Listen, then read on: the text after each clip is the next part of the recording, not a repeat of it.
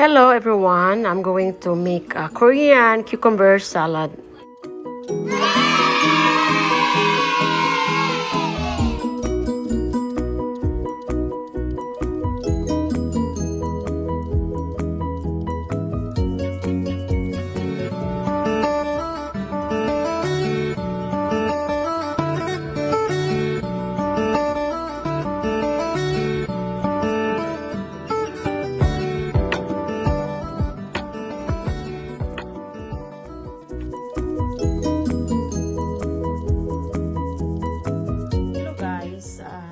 Good morning and good evening.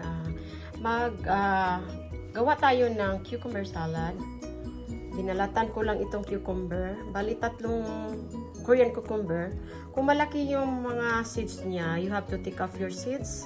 Tapos, hihiwain yung ganito.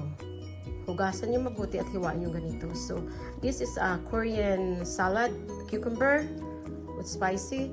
So, yan. Ang gagawin natin ngayon, ito ang mga ingredients at ito ang garlic, 4 cloves of garlic, 2 tablespoons of hot chili powder, and 1 tablespoon of salt, and then 1 tablespoon of white sugar, and then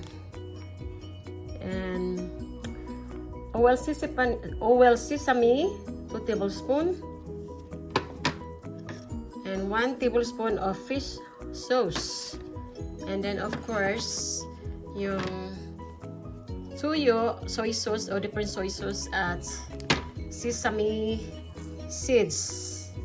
Yan, sesame seeds, and 1/2 chopped onion. So yan ang mga ingredients natin.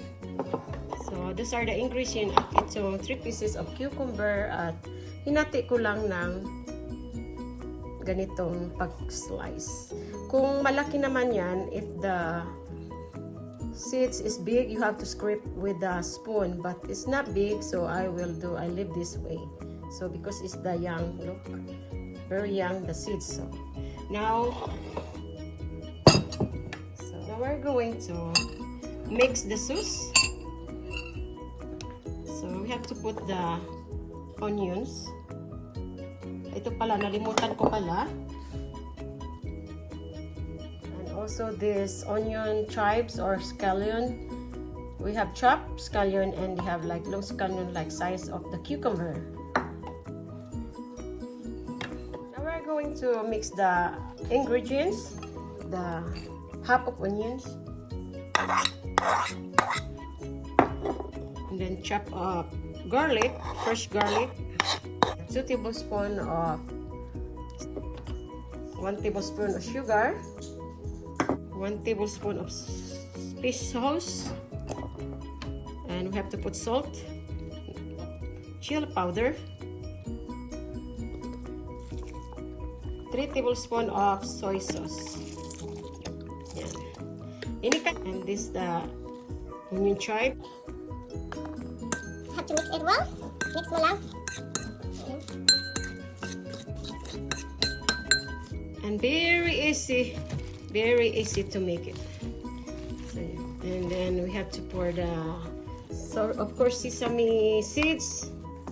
We have to put the sesame seeds, maybe like 1 tablespoon of sesame seeds.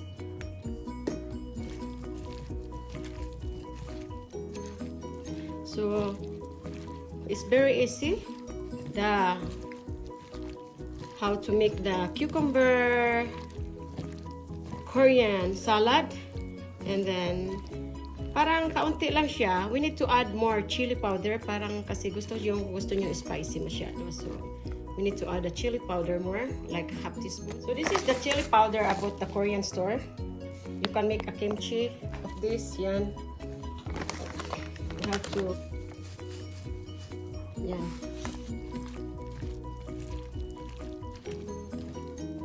So it's very easy. You can eat all this with fried fish or fried pork with rice.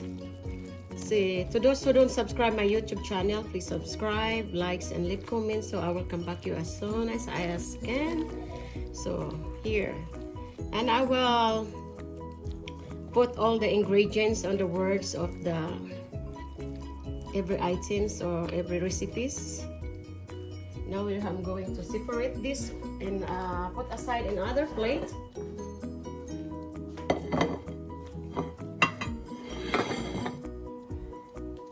So it's very easy.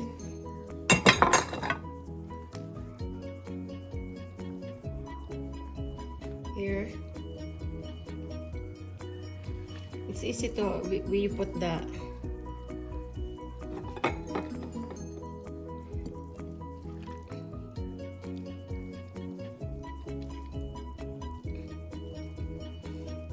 use the gloves so you can mix it well. So yun.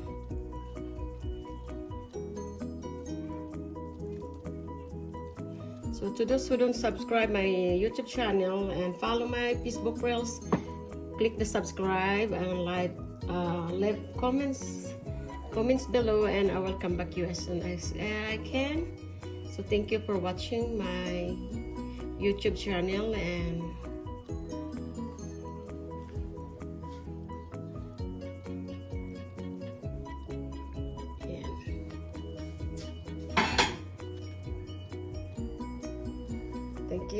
thank you.